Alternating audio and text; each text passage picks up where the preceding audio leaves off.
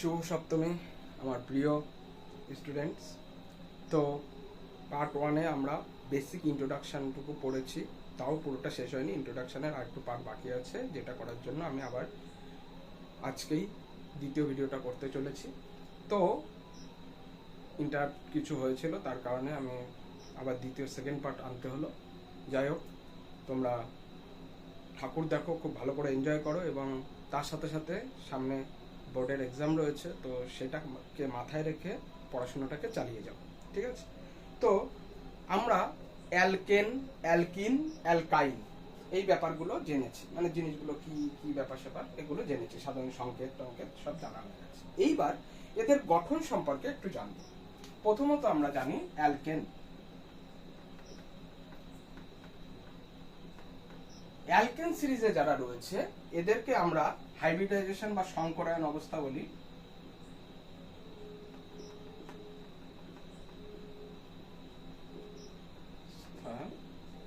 sp3, এই sp3 কি এটা ক্লাস 11 এর আগে বোঝা সম্ভব নয়, তাই আমি ওটাকে ডিটেইলসে আর কিছু বলছি না। 11 এ ক্লাস করাবো যখন তখন বলবো। তো sp3 হাইব্রিডাইজেশন বা সংকরায়ন অবস্থা, এদের ক্ষেত্রে এদের অ্যারেঞ্জমেন্টটা কেমন থাকে, এদের বন্ড অ্যাঙ্গেল কেমন থাকে। ধরো এই যে কার্বন আমরা লিখি, এই যে এতক্ষণ আমি লিখে এসেছি কিভাবে, এইভাবে, এই যে মিথেন ধরো এইভাবে লিখেছি। তো ইজ ইট কারেক্ট? এটা কি ঠিক? না, ঠিক না। এটা হচ্ছে আমরা 2D তে এইভাবে দেখিয়েছি, ঠিক আছে? 2D তে এইভাবে দেখিয়েছি, কিন্তু এটা ঠিক নয়। আমরা অ্যাকচুয়াল তো এরা 3D অ্যারেঞ্জমেন্টে থাকে, তাহলে 3D তে কিভাবে থাকে? 3D তে যেভাবে থাকে সেটাকে বলা হচ্ছে কি এইভাবে। মানে এই জিনিসটাকে বুঝতে গেলে আমাদেরকে একটুখানি অন্যভাবে ভাবতে হবে। মানে ধরো এই যে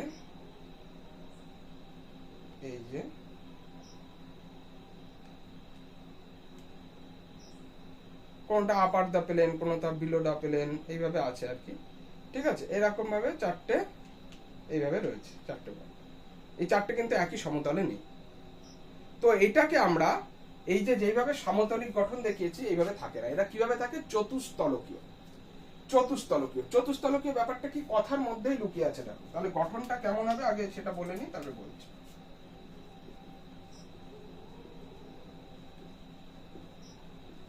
তাহলে গঠন কেমন হবে অ্যালকেনের? চতুস্তলকীয়। মিথেনের গঠন কেমন? চতুস্তলকীয়। চতুস্তলকীয় মানে কি? চারটে তল থাকবে। কেমন দেখো, এই যে ধরো চারটে রয়েছে, এই বরাবর যদি আমি একটা তল কল্পনা করি, জাস্ট মিনিট,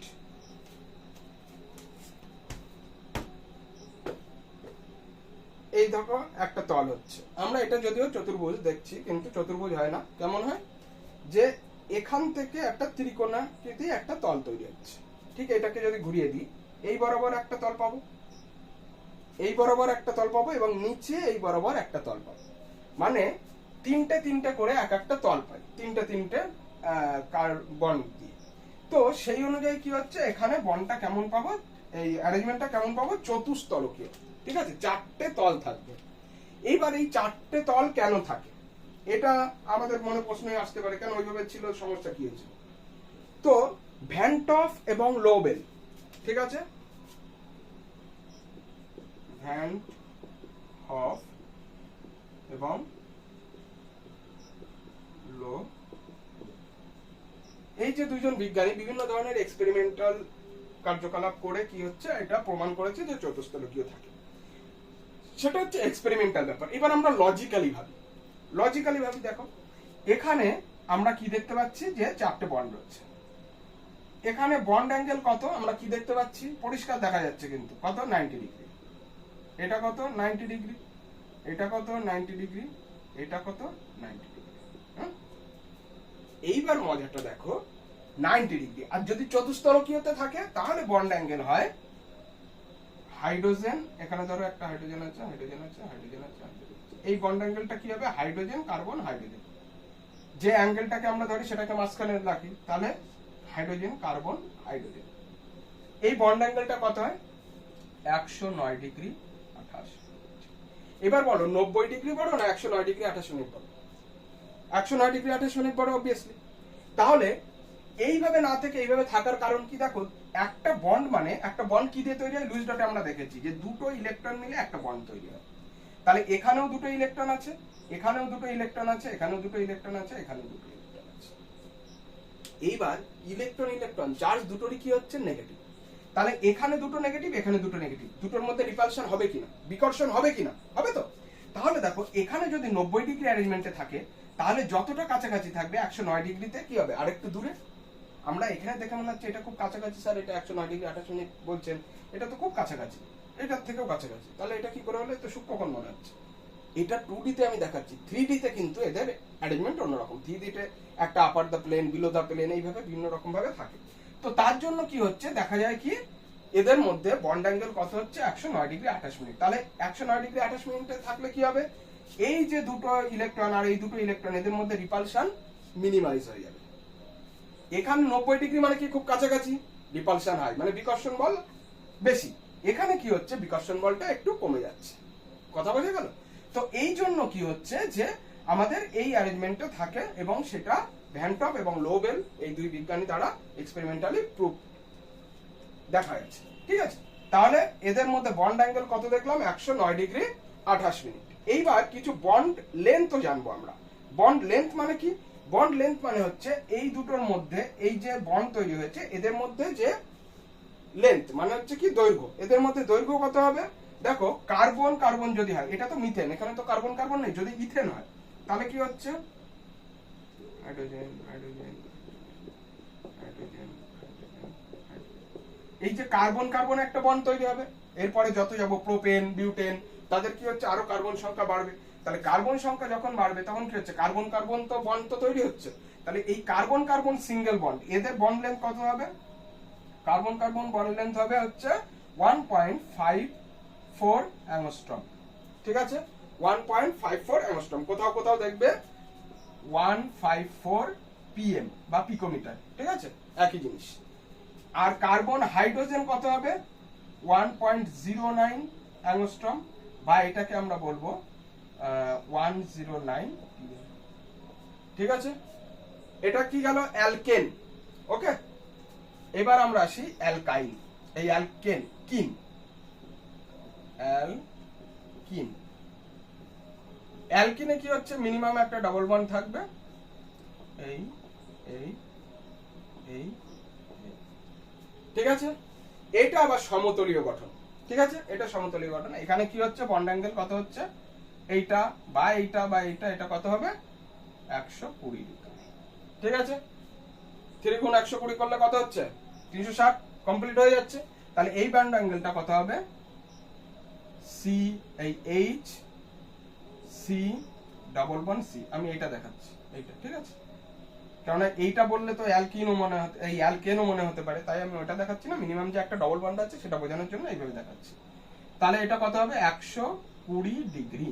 ঠিক আছে, বন্ড লেন্থ এবার দেখি, কার্বন কার্বন একটা বন্ড লেন্থ হবে, আর কার্বন হাইড্রোজেন একটা বন্ড লেন্থ হবে। ঠিক আছে, কার্বন কার্বন হবে কত, 1.34 অ্যাংস্ট্রম, তার মানে কত হবে, 134 পিএম, পিকোমিটার। আর এটা হচ্ছে কি, এখান থেকে 1 কমে যাবে, তাহলে 1.08 angstrom. Carbon hydrogen, carbon hydrogen সবসময়ের জন্য কি হবে, 1 1 করে কমতে থাকবে। অ্যালকাইনে দেখবো কি আরো 1 কমে গেছে, অ্যালকাইন।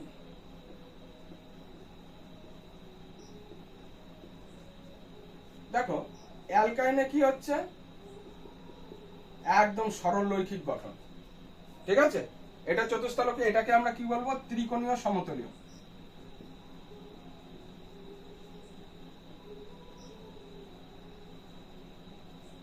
কেন ত্রিকোণীয় সমতলীয়, দেখো এইভাবে যদি আমরা ভাবি, এটা হচ্ছে ত্রিকোণীয় এবং এটা একটা প্লেনে আছে, তার জন্যই কিন্তু 120 ডিগ্রি লিখতে পেরেছি।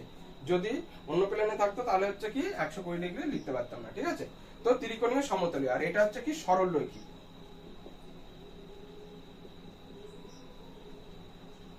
তাহলে সরল রৈখিক হলে কত হয়, 180 ডিগ্রি আমরা জানি। তাহলে angle H C triple bond C, এটা কত, 180 ডিগ্রি। ঠিক আছে, আর হচ্ছে হাইড্রোজেন কার্বন বন্ড লেন্থ কত হবে, হাইড্রোজেন কার্বন ওই যে বললাম 1 কমে যাবে, তাহলে এটা ছিল 1.09, এটাতে 1.08, এটাতে কত হবে, 0.07 অ্যাংস্ট্রম বা 107 পিকোমিটার। ঠিক আছে, কোই দিক্কত? I hope all is okay. ঠিক আছে, আচ্ছা ঠিক আছে, ক্লিয়ার? তাহলে বন্ড অ্যাঙ্গেল গেল, বন্ড লেন্থ। ও আরেকটা জিনিস বাকি আছে, সরি, এটা হচ্ছে কত 1.20। ঠিক আছে, তাহলে একটা জিনিস লক্ষ্য করো, যত সিঙ্গেল বন্ডে কি হয়েছিল 154 পিকোমিটার, ডাবল বন্ডে 134 পিকোমিটার, এখানে চলে আসলো 120 পিকোমিটার। ঠিক আছে, এইবার তাহলে অ্যালকেন থেকে অ্যালকিনের বন্ড লেন্থ কমে গেল, অ্যালকাইনের বন্ড লেন্থ আরো কমে গেল। কিভাবে ব্যাপারটা আমরা যদি সামারাইজ করি, কিভাবে মনে রাখবে? দেখো, তুমি কাউকে এক হাত দিয়ে ধরে রাখছো, এই পাশ দিয়ে কেউ ধরে রাখছো, ওই যে সেই সিনেমায় দেখায় না, পড়ে যাচ্ছে, এই যে ধরে রাখছে, কতটা স্প্রেড হয়ে যাচ্ছে। এইবার যদি ওইটাকে দুটো কোনো অ্যাঙ্গেল দিয়ে ধরা যেত, বা তোমার যদি তিনটে হাত থাকতো, একটা হাত দিয়ে নায়ক এখানে ধরে আছে, একটা হাত দিয়ে নায়িকাকে ধরে আছে, সেখানে না দিয়ে দুটো হাত দিয়ে ধরে রাখতো, তাহলে কি হচ্ছে, আরো তা কাছে আনতে পারতো। দুটো হাত দিয়ে তুমি যখন কিছু টানবে, তখন কি হচ্ছে, আরো কাছে আনতে পারবে বিষয়টা। ভালো করে ইমাজিন করো, তাহলে কি হবে, যদি কাছে আনো তাহলে বন্ড লেন্থ কি হয়ে যাবে, কমে যাবে, যাবে কিনা?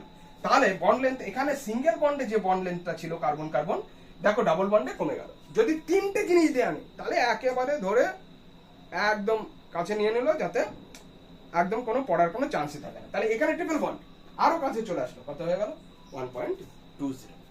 ঠিক আছে, তাহলে কি হচ্ছে, সিঙ্গেল বন্ডের যদি আমরা বন্ড লেন্থ ভাবি, বন্ড লেন্থ হচ্ছে কি সিঙ্গেল বন্ডের সব থেকে বেশি হয়, তারপরে হচ্ছে কি ডাবল বন্ড ডিবি, তারপরে হচ্ছে ট্রিপল বন্ডের হচ্ছে সব থেকে শর্ট।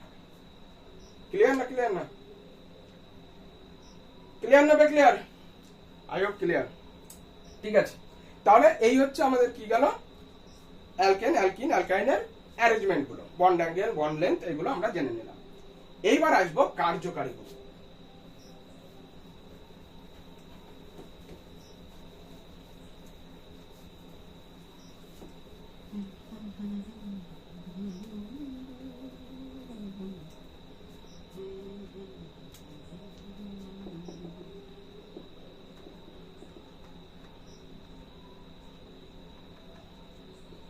ফাংশনাল গ্রুপ বা কার্যকারী মূলক বা গ্রুপ, আচ্ছা, কার্যকারী মূলক বা ফাংশনাল গ্রুপ কাদের বলবো? দেখো, কথার মধ্যেই লুকিয়ে আছে, এক্সট্রা কিচ্ছু নেই। কার্যকারী গ্রুপ মানে কি, যে জিনিসটা থেকে কারোর কার্যকারিতাটাকে চেঞ্জ করে দিচ্ছে। ধরো, তোমার কাছে একটা ব্যাগ আছে, স্কুল ড্রেস পরে আছো, তুমি যাচ্ছ রাস্তায়, একটা ড্রেস পরা আছে, মানে ইউনিফর্ম আর কি, ড্রেস বলতে ইউনিফর্ম, ড্রেস তো সবগুলোকেই আমরা বলি, তো ইউনিফর্ম পরা আছে, তখন তোমাকে কি বলা হবে, তুমি একটা স্টুডেন্ট। এইবার ধরো, তোমার কাছে একটা বাজার করা ব্যাগ আছে, তুমি দোকানে গেছো, বাজারে গেছো, তোমাকে কি বলা হবে, খরিদ্দার বা ক্রেতা, কিছু কিনতে গেছো আর কি। সেই তুমি আবার প্যাড হেলমেট পরে সব একদম মাঠে গিয়ে ব্যাট করছো, তুমি ব্যাটার। সেই তুমি হাতে একটা বল ধরিয়ে দেওয়া হলো, আর অন্যান্য প্যাড এগুলোকে নিয়ে নেওয়া হলো, তুমি একটা বোলার। তাহলে কি হচ্ছে, এই যে বল, ব্যাট, প্যাড, ধরো, তারপরে তোমার ধরো কি বললাম, বাজার করা ব্যাগ বা স্কুল ইউনিফর্ম, এইগুলো কি হচ্ছে, তুমি একটাই মানুষ, কিন্তু মানুষ কিন্তু একই, কিন্তু এইগুলো থাকার জন্য তোমার এক এক জায়গায় তোমার রিপ্রেজেন্টেশনটা বা তোমার এক এক জায়গায় তোমার পরিচয়টা আলাদা আলাদা হয়ে যাচ্ছে। তো কার্যকারী গ্রুপও তাই, যে অ্যালকেন হোক বা অ্যালকিন হোক বা অ্যালকাইন হোক, কিচ্ছু ফারাক পড়ে না, তার সাথে এমন কিছু একটা এসে জুড়ে গেল যে তার ক্যারেক্টারটাকে চেঞ্জ করে দিল বা তার কার্যকারিতাটাকে চেঞ্জ করে দিল, তখন সেটাকে আমরা কি বলবো, কার্যকারী গ্রুপ। বোঝা গেছে? তাহলে কার্যকারী মূলক বা ফাংশনাল গ্রুপ কি হচ্ছে, এখানে আমরা টু টাইপসের কার্যকারী মূলক দেখব। নাম্বার 1 হচ্ছে কার্বন যুক্ত, আর একটা হচ্ছে কি কার্বন বিহীন। কার্বন যুক্ত কোনটা, মানে কি, এমন একটা কার্যকারী গ্রুপ তার সাথে কার্বন থাকবে, আর কার্বন বিহীন মানে তার সাথে কোনো কার্বন নেই। ধরো OH একটা কার্যকারী গ্রুপ, এখানে কোনো কার্বন আছে নেই, তাহলে এটা কার্বন বিহীন। আর ধরো CHO, এটা একটা কার্যকারী গ্রুপ, এখানে কি হচ্ছে, কার্বন আছে, তাহলে কার্বন যুক্ত। ঠিক আছে, তাহলে এরকম কয়েকটা আমরা কার্যকারী গ্রুপের নাম জানবো।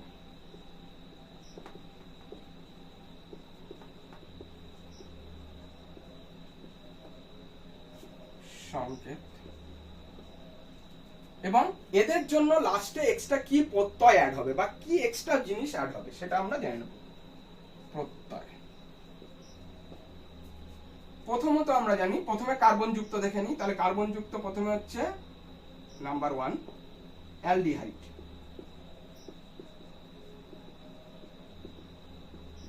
অ্যালডিহাইড কোনটা? CHO, এই জিনিসটা যদি থাকে তাহলে আমরা কি বলবো? এটা অ্যালডিহাইড। ঠিক আছে? বা এটাকে ভেঙে যদি আমরা লিখি, অনেক সময় ভেঙে লেখা থাকে, অনেকে বুঝতে পারে না, তো এরকম হবে। ঠিক আছে? বা হাইড্রোজেনটাকে এখানে দিলাম, অক্সিজেনটাকে ডাবল বন্ড দিয়ে ওই পাশে দিলাম, অসুবিধা নেই, একই ব্যাপার।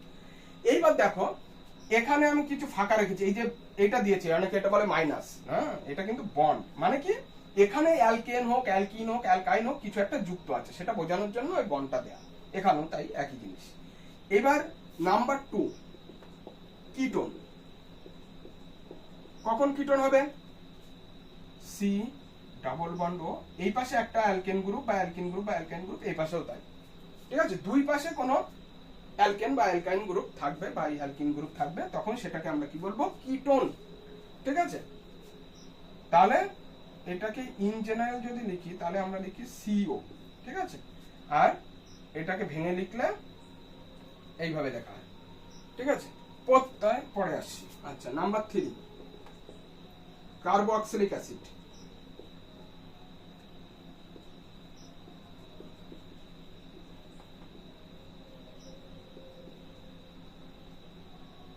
COOH, এটাকে ভেঙে লিখলে কেমন হয়? C ডাবল বন্ড ও OH। ঠিক আছে? তাহলে এই তিনটে গেল কি তোমাদের মেন কার্বন যুক্ত। এছাড়াও অ্যাসিটাইল, হ্যালাইড আছে, এস্টার আছে, ওইগুলো তোমাদের নেই, তোমাদের এই তিনটে জানলেই হয়ে যাচ্ছে। ঠিক আছে? এটা হচ্ছে কি কার্বন যুক্ত। এবার আসি 4 নাম্বার কার্বন বিহীন অ্যালকোহল।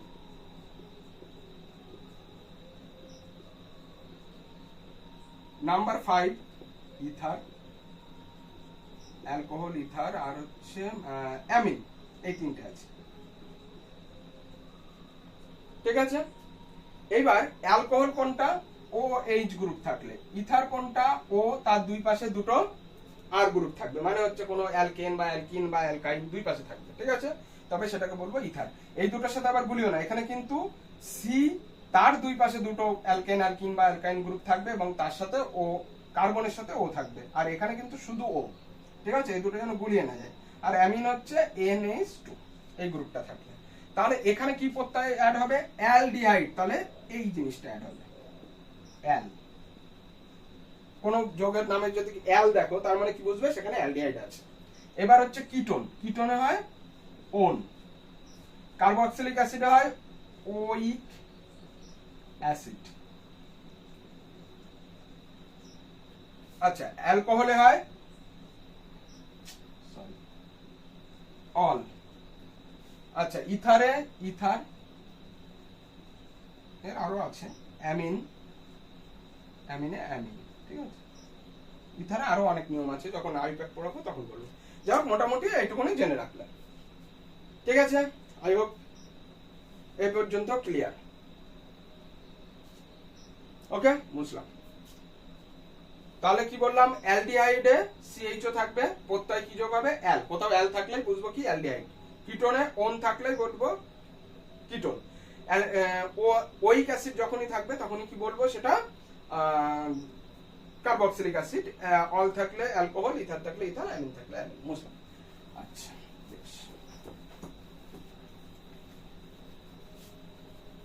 এরপরে হচ্ছে যে টপিকটা, সেটা হচ্ছে কি সমবায়বতা।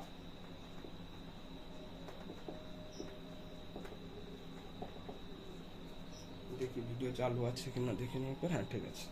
আচ্ছা, সমবায়বতা কি জিনিস? সমবায়বতা যে সংকেত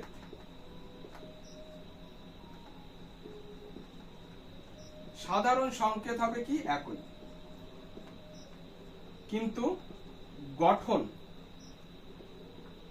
গঠন বা ধর্ম এটা হবে ভিন্ন। সিম্পল কথা, দুটো যৌগ সমবায় সবসময় কিন্তু দুটোর মধ্যে, মিনিমাম দুটোর মধ্যে, ম্যাক্সিমাম আরো বেশি হতে পারে, মিনিমাম দুটোর মধ্যে তুলনা হবে। দুটোর মধ্যে কি হচ্ছে, তাদের সাধারণ সংকেত একই হবে, মানে যে দুটোতেই কার্বন সংখ্যা সেম থাকবে বা হাইড্রোজেন যা যা মৌল আছে, প্রাথমিক যা যা ওই দুটো যৌগের মধ্যে মৌল আছে সেই দুটোর সংখ্যা সব সেম হবে। কার্বন, হাইড্রোজেন, অক্সিজেন, নাইট্রোজেন যা থাকুক তাদের নাম্বার দুটোতেই সেম হবে। আর কি গঠন আলাদা হবে, মানে অ্যারেঞ্জমেন্ট আলাদা। মানে বিষয়টা কেমন, ধরো চেয়ার আছে তোমার, ধরো 10টা চেয়ার আছে। এবার ওই 10টা চেয়ারকে তুমি গোল করেও বসতে পারো, গোল টেবিল বৈঠক, লম্বা করেও বসতে পারো, বা 5টা সামনের রোতে 5টা পিছনের রোতেও বসতে পারো, তোমার ব্যাপার। তাহলে তোমাদের অ্যারেঞ্জমেন্ট আলাদা হতে পারে, কিন্তু 10টা চেয়ার কিন্তু 10টা চেয়ারই আছে। তাহলে এখানে কি বললাম, ওইরকম সাধারণ সংকেত একই, মানে কার্বন সংখ্যা, হাইড্রোজেন সংখ্যা, নাইট্রোজেন সংখ্যা, অক্সিজেন সংখ্যা সেম, বাট গঠন বা অ্যারেঞ্জমেন্ট এবং তাদের ধর্ম আলাদা।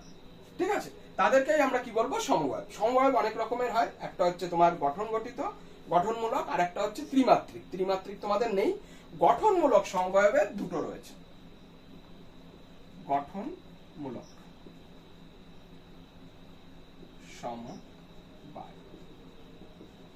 ঠিক আছে, গঠনমূলক সমবায়ের মাত্র দুটো পার্ট আছে, মানে এই দুটোই কিন্তু শেষ নয়, 11-এ গিয়ে আরো ডিটেলসে রয়েছে, তোমাদের সিলেবাসে দুটো রয়েছে। এছাড়াও ত্রিমাত্রিক সমবায় রয়েছে, কিন্তু ত্রিমাত্রিক। ঠিক আছে, তাহলে দুটো ভাগে ভাগ করতে পারি, গঠনমূলক আর ত্রিমাত্রিক। ঠিক আছে, ত্রিমাত্রিক নট ইন সিলেবাস।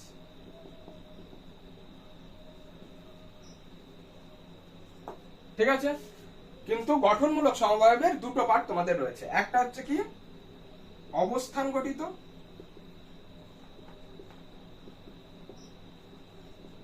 আর একটা হচ্ছে কি কার্যকারী মূলক গঠিত।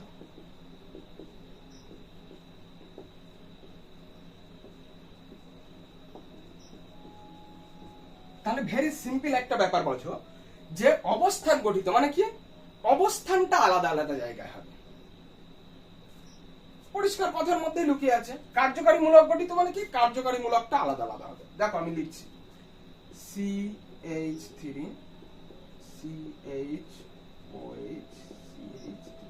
এবার এখানে আগে কেন CH3 কেন আগে লিখলাম, ওখানে কেন পরে লিখলাম, এই নিয়ে যেন আবার অনেকে কোশ্চেন করতে পারে। এখানে বিষয়টা কি, যে কার্বন কার্বন অ্যাকচুয়ালি বন্ড তৈরি হয়, তো তার জন্য যতটুকু আমরা চেষ্টা করি যে কার্বন কার্বন সেটা মেনটেন করার জন্য, ওই জন্য এটাকে আগে লিখলাম। ঠিক আছে, এখানে কোনো ব্যাপার নেই, তোমরা চাইলেই তোমাদের স্টেজের জন্য এটা এখানে লিখতেই পারো, কোনো সমস্যা নেই। ঠিক আছে, যাই হোক, এটা একটা।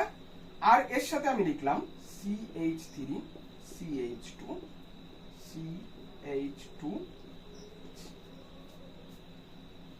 এইবার দেখো এখানে কার্বন কটা, একটা দুটো তিনটে, তাহলে C3। হাইড্রোজেন 3 4 5 5 আর 3 8 H8। ঠিক আছে, আর অক্সিজেন কটা, একটা। এখানে কার্বন 3টে, হাইড্রোজেন 3 আর 3 6 আর 2 8, অক্সিজেন। ঠিক আছে, তাহলে দুটোরই দেখো সাধারণ সংকেত এক, কিন্তু গঠন আলাদা বা ধর্ম আলাদা। এইটা হচ্ছে কি, ওএইচটা একটা সাইডে রয়েছে 1 নম্বর কার্বনে, আর এটা ওএইচটা 2 নম্বর কার্বনে, মাঝখানের কার্বনটায় রয়েছে। এটার নাম হচ্ছে 1 প্রোপানল, এটার নাম হচ্ছে আইসোপ্রোপানল বা 2 প্রোপান 2 তো যাই হোক, এটা যখন আইউপ্যাক নোমেনক্লেচার পড়বো তখন বলবো। যাই হোক, এখানে হচ্ছে কি, এই যে নরমাল প্রোপানল বা এন প্রোপানল আর হচ্ছে আইসোপ্রোপানল, এই দুটোর কিন্তু প্রপার্টি আলাদা, গঠনও কিন্তু দেখো আলাদা। তাহলে কি বললাম, গঠন আলাদা, ধর্ম আলাদা, গঠন ধর্ম ভিন্ন, কিন্তু সাধারণ সংকেত এক, তাদেরকে কি বলবো, সমবায়। এখানে কি ধরনের সমবায়, অবস্থান গঠিত। এখানে দেখো 1 নম্বর পজিশনে ওএইচ গ্রুপ রয়েছে, এখানে হচ্ছে 2 নম্বর পজিশনে ওএইচ গ্রুপ রয়েছে। ঠিক আছে, তাহলে এটাকে কি বলছি আমরা, অবস্থান গঠিত সমবায়। কার্যকারী মূলক গঠিত সমবায় মানে কি, দুটোর মধ্যে কার্যকারী মূলক গুলো আলাদা হবে, আর সব এক। দেখো সি, আবার ওই পাশে লিখছি, তোমাদের আবার বুঝতে অসুবিধা হবে। CH2 OH একটা, আর একটা লেখো হচ্ছে CH3 ও CH3। বারবার সেই এইচ আমি আগেই লিখে ফেলি, ওটা কারেকশনের জন্য। যাই হোক, তোমাদের বুঝতে অসুবিধা হবে, আমি এইভাবে লিখে দিলাম, নাহলে অনেক কনফিউশন হতে পারে তোমাদের জন্য। আচ্ছা, তাহলে এটাকে আমরা কি বলছি, এটার নাম হচ্ছে ইথানল, আর এটা হচ্ছে ডাইমিথাইল ইথার। নাম একদম ক্লিয়ার হয়ে যাবে যখন পড়াবো, ঠিক আছে?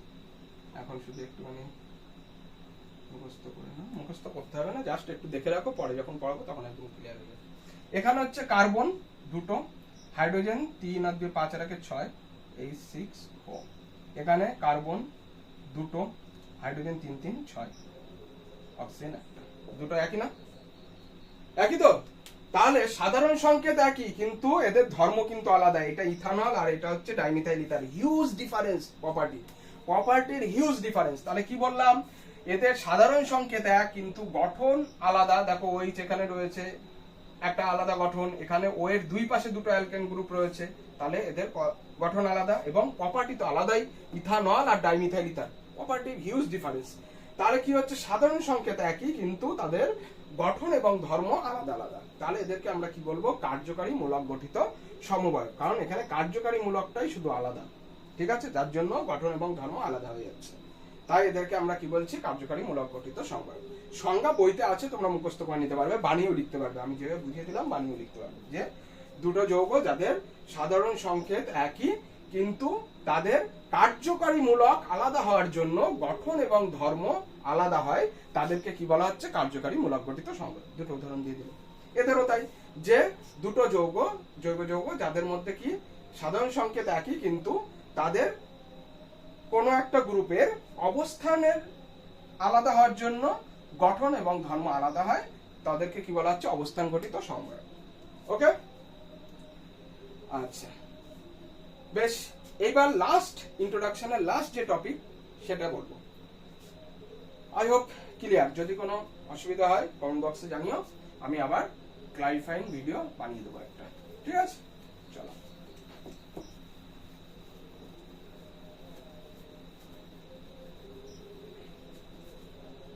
বেশ।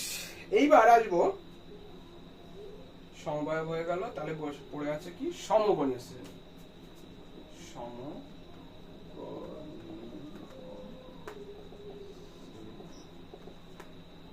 বা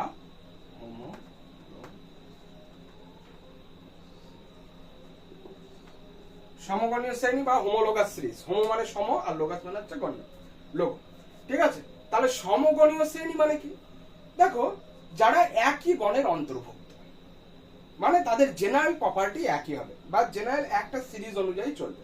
যেমন ধরো, সমগণীয় শ্রেণী আমি লিখছি অ্যালকেন,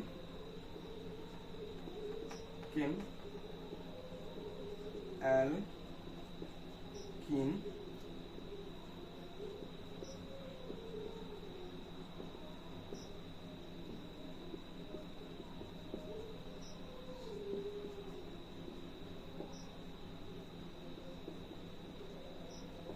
আমি এই চারটের উদাহরণ দিলেই তোমরা বুঝে যাবে, আর এর চেয়ে বেশি দরকার হবে না। অ্যালকেন, ধরো প্রথমে CnH2n+2, তাহলে 1 বসালে কি হবে? CH4। যদি 2 বসায় তাহলে C2H6, 3 বসালে C3H8, 4 বসালে C4H10, এটা C2H4, C3H6, C4H8, C5H10, এরকম চলতে থাকবে। আচ্ছা, এখানে CH3OH, C2H5OH, C3H7OH, এখানে HCOOH, CH3COOH, C2H5COOH, এভাবে চলতে থাকছে। এইটার নাম কি? মিথেন, ইথেন, প্রোপেন, বিউটেন, সব কিন্তু এন, সব এন মানে কি? অ্যালকেন। এরা সবাই অ্যালকেন, মানে কি? এরা একই গণের মধ্যে পড়ে। সেটা কি গণ? অ্যালকেন গণ। তাহলে এরা সবাই অ্যালকেন সিরিজের অন্তর্ভুক্ত। তাহলে এদেরকে কি বলবো? একটা হোমোলোগাস সিরিজ। এটা একটা আলাদা হোমোলোগাস সিরিজ। এইটা আবার একটা হোমোলোগাস সিরিজ। দেখো, এটা হচ্ছে ইথিন, প্রোপিন, বিউটিন, পেন্টিন, এইভাবে চলছে, ঠিক আছে? Alcohol, methyl alcohol, ethyl alcohol, propyl alcohol, butyl alcohol, এরকম পরপর চলছে। এরাও সবাই অ্যালকোহল, একই সিরিজের মধ্যে পড়ছে। এটা দেখো কার্বক্সিলিক অ্যাসিড, এটা হচ্ছে তোমার methanoic acid, ethanoic acid, propanoic acid, এভাবে চলছে। তাহলে কি দেখলে যে একই গ্রুপের মধ্যে বা একই সিরিজের মধ্যে যখন কোনো কিছু যৌগ পড়ে যাচ্ছে তখন সেগুলোকে আমরা কি বলছি, হোমোলোগাস সিরিজ বা সমগণীয় শ্রেণী। ঠিক আছে, সংজ্ঞা আসতে পারে। আর আসতে পারে কি, এখান থেকে খুব ইম্পর্টেন্ট একটা ফ্যাক্টর, ভীষণ শর্ট কোশ্চেনে খুব আসে, সেটা দেখো যে পরপর অবস্থিত দুটো একই সমগণীয় শ্রেণীতে অবস্থিত পরপর দুটি যৌগের মধ্যে ডিফারেন্স কি আছে। দেখো এখানে কার্বন কটা, একটা, এখানে কটা, দুটো, তাহলে ডিফারেন্স কটা কার্বনের, একটা কার্বন, তাই তো? এখানে দুটো কার্বন, এখানে একটা কার্বন, তাহলে ডিফারেন্স কটা কার্বন, একটা কার্বনের ডিফারেন্স। এখানে হাইড্রোজেন কটা, চারটে, এখানে কটা, ছটা, তাহলে কয়টা হাইড্রোজেনের ডিফারেন্স, দুটো। তাহলে এখানে ডিফারেন্স পাশাপাশি অবস্থিত দুটো একই হোমোলোগাস সিরিজে পাশাপাশি অবস্থিত দুটি যৌগের মধ্যে ডিফারেন্স কি, CH2। ঠিক পরেরটা দেখো একই, এখানে দুটো, এখানে তিনটে, তাহলে কটা কার্বনের ডিফারেন্স, একটা, হাইড্রোজেন ছটা, আটটা, কটা ডিফারেন্স, এখান থেকে এখানে চলে যাও, চারটে, তিনটে, তাহলে ডিফারেন্স কটা, একটা, আটটা, দশটা, ডিফারেন্স কটা, দুটো। তাহলে ঠিক একই রকম ভাবে তুমি যদি এখানেও দেখো, এখানে কার্বন কটা, একটা, এখানে কটা, দুটো, তাহলে কার্বনের ডিফারেন্স একটা। OH এখানেও আছে, এখানেও আছে। হাইড্রোজেন এখানে তিনটে আর এখানে পাঁচটা, ডিফারেন্স কয়টা, দুটো, এখানেও করো তাই। এটার মধ্যেও সেই CH2 আসবে, করে দেখো এটার মধ্যেও CH2 আসবে। তাহলে আমরা কি বলতে পারি, পাশাপাশি অবস্থিত একই সমগণীয় শ্রেণীর মধ্যে পার্থক্য CH2, এইটা। ঠিক আছে, পাশাপাশি দুটোর মধ্যে কি হবে, CH2 পার্থক্য। তাহলে আণবিক ভরের পার্থক্য কত হবে,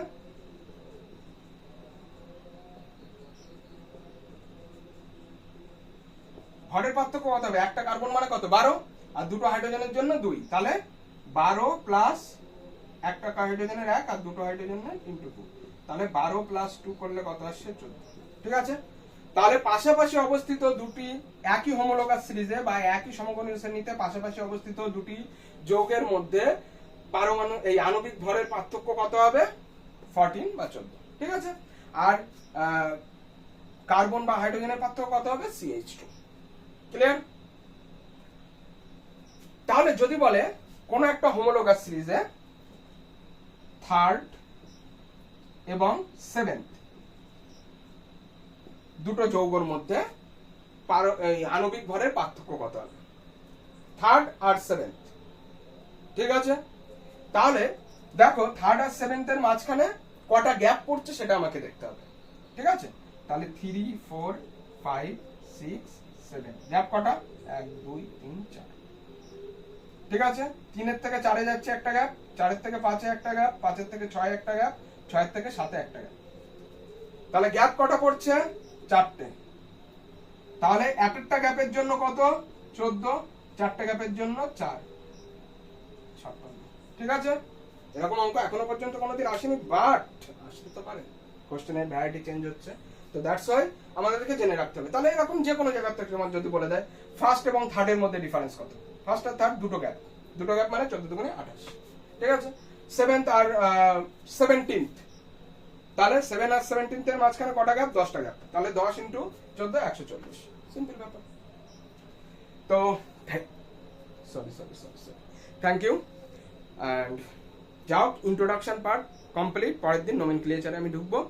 তাহলে ঠাকুর দেখো, এনজয় করো, তার পাশাপাশি পড়াশোনাটাও চালিয়ে যাও। সবাইকে অসংখ্য ধন্যবাদ, পাশে থাকো, আরো ভালো ভালো ক্লাস আমি নিয়ে আসবো। আশা করি বুঝতে পারছো, এবং যদি কোনো অসুবিধা হয়